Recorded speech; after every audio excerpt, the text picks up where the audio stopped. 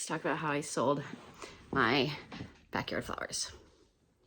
When I was ready to sell flowers, when I had enough to sell, I posted on my Facebook page. I posted on local Facebook pages.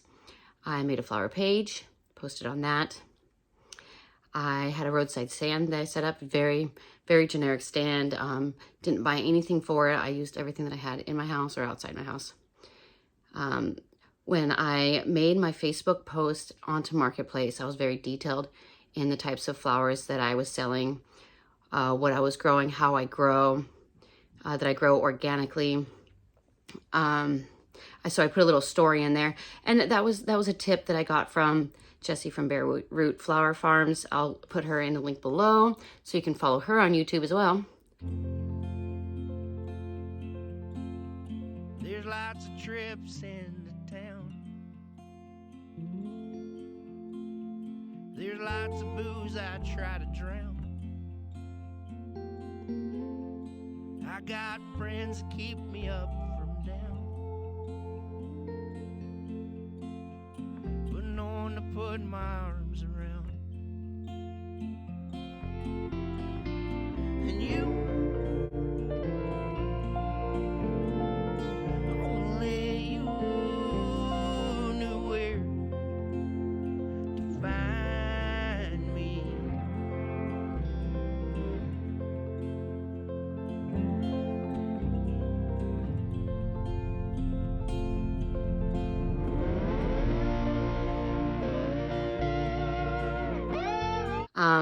My roadside stand was very easy to put together. I actually just used like TV stands that I had, like TV trays, and I put them in my front yard. I put them a couple feet from the sidewalk.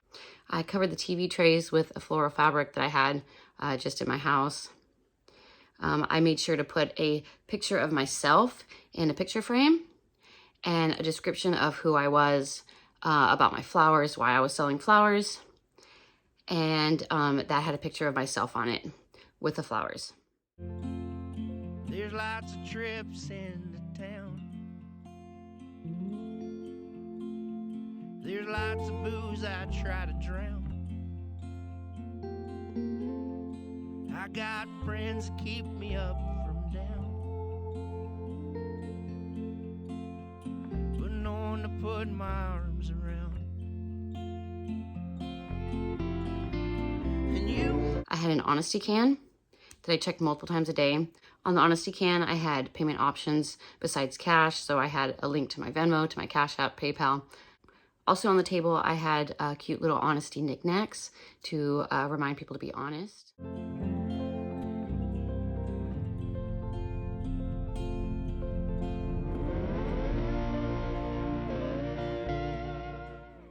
For my flower buckets that I had on the table, I used just mop buckets, brand new mop buckets.